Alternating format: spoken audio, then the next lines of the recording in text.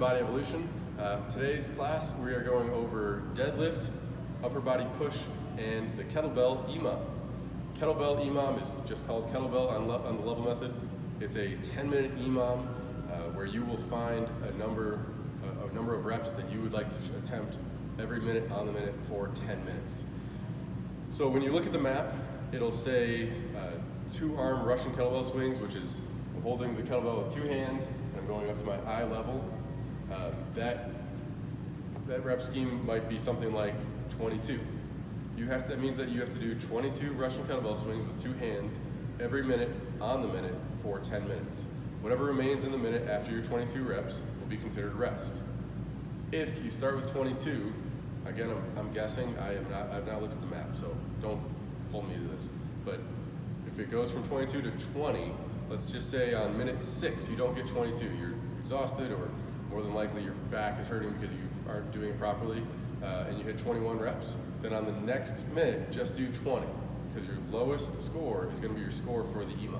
So you might as well just drop to 20. If it's your first time doing this, figure out a number or a rep scheme that will get you on the board. You want to get a score under your belt, something that's not too challenging. Don't jump right into the most challenging movement. Let's get a score on the board and move on from there.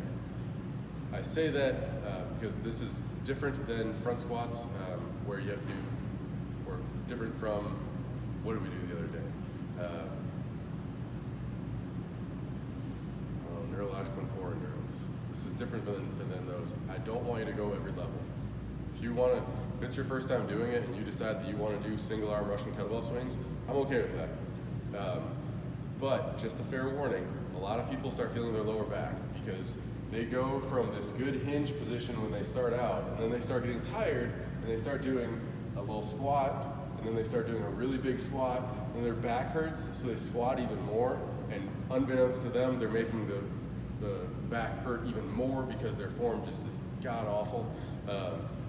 So this is one that people really don't like, and they tap out early. It's not uncommon to tap out at the kettlebell test. It's usually not that their form is bad, it's that their form doesn't have the endurance to make it through the full 10 minutes. This is a lot of reps. From the 2-arm Russian kettlebell swing, we go into single arm. If it says, let's again using the example of 22, you decide on 22 reps. If it says 22, you could do all 22 on your right arm, or you could do 10 and 12 on the other arm. You can stop whenever you want, which is also true of the 2-arm. You have the entire minute to accomplish these reps. So if you want to do 10, set the kettlebell down, and then even stay on the same arm and do 12 on that arm, that's fine. Okay. The next step after single arm Russian kettlebell swings is the kettlebell snatch. The kettlebell snatch follows the same rules. If you choose 20 and you want to do all 20 with the right arm, that's fine. To be clear, the kettlebell snatch is not touching the ground. So you would go between the legs and then over the head, locking out the elbow. That's a rep. You don't have to touch the ground each time. Even with good form, I believe that kettlebell snatch, again, without practicing this a lot, your lower back will start to hurt. You'll build up a lot of fluid back there from hyperextending the back a couple of times to stick your chest out. And for that day, let's wear our sweatbands in case you're planning on doing the snatch, so you have protection on your wrist. Again, this is a 10-minute EMOM. We'll do, before this, deadlift as well as push-ups.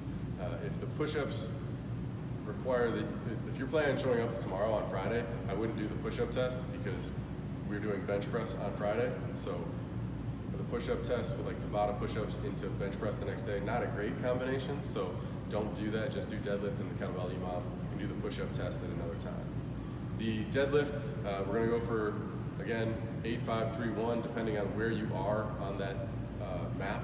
So if you're at the point where you did 8 reps last time and you maxed out with the 8 reps, then you can move on to 5 reps.